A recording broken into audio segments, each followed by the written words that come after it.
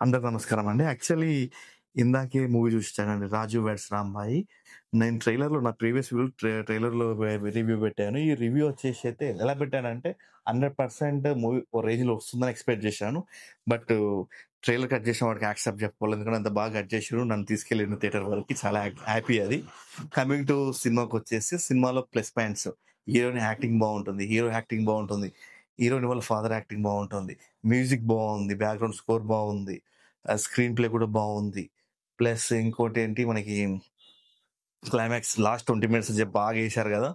Last 20 minutes 30 minutes అంటే చాలా బావుంది. ఆ 30 మినిట్స్ కోసమన్నా మూవీ చూడాల్సిన మూవీ ఇది. ఇవంతా బావుంది. నెగెటివ్ ఎక్కడ పోయింది? మైనస్ ఎక్కడైంది అంటే మనకు హీరో సారీ డైరెక్టర్ గారు స్టేజ్ పైన ఒకసారి చెప్పారు.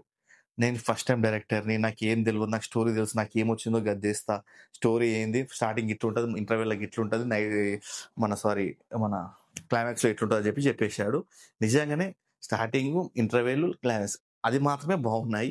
మిగతాది రన్ అయ్యే మూవ్‌మెంట్‌ను కొంచెం డీటెయిల్‌గా తీయలేడండి. కట్లు.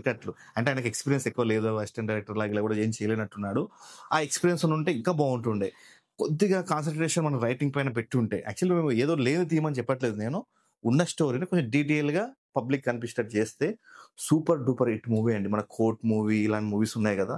ఆ జోనర్‌లో super duper hit movie. But ఒక్కటి లేకపోవడం వల్ల కొంచెం చాలా మంది నెగెటివ్ రివ్యూస్ చెప్తున్నారు. ప్లస్ కొంతమంది డిసప్పాయింట్ అయితున్నారు. బట్ యాస్ ఎ ఆడియన్స్‌గా బయటకొచ్చిన వాళ్ళకి మాత్రము లైక్ మాలాంటి వాళ్ళు కాకుండా లైక్ ఆడియన్స్ లాగా వచ్చిన వాళ్ళకి మాత్రము సినిమా మరి అటర్ ఫ్లాప్ కాదండి. నచ్చింది. డైరెక్టర్ గారు బట్టలేసుకొని తిరగొచ్చు. బట్ మరి ఎందుకంటే ఫస్ట్ అటెంప్ట్ కదా! పర్వాలేదు బానే తీశాడు. బట్టలు లేకుండా అవసరం లేదు. బట్టలేసుకొని తిరగొచ్చు. ప్లస్ ఇంకోటి ప్లస్ పాయింట్ చెప్పాలనుకుంటున్నానండి. ఈ మూవీ రూ. 99 టికెట్. అది చాలా ప్లస్ పాయింట్ అండి. ప్రతి మూవీస్ 99 చేయండి సార్. ఎందుకంటే లేకుంటే ప్రతి ఒక్కడు మూవీ రీల్స్‌లో ఐబొమ్మలు డౌన్‌లోడ్ చేసుకోవడం చూడడం తప్ప వేరే పనేం లేదు. అనవసరంగా పైసలు ఇన్‌కమ్ సోర్స్ తగ్గిపోయాయి పబ్లిక్ అందరికి. 100% డౌన్‌లోడ్ చేసుకొని చూస్తారు మూవీ రూల్స్‌లో వీటిలల్లో. అర్థం చేసుకోండి. ఇంకో మాట చెప్పాలనుకుంటున్నాను. అదేంటంటే చాలా మంది రివ్యూస్‌లో ఇద్దరు ముగ్గురు నేను చూశాను. నాకు "అన్న ఇది చూడన్న రివ్యూ" అని చెప్తే చూశాను.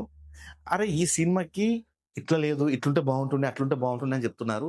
అరే! ఇది యథార్థ సంఘటన ఇది.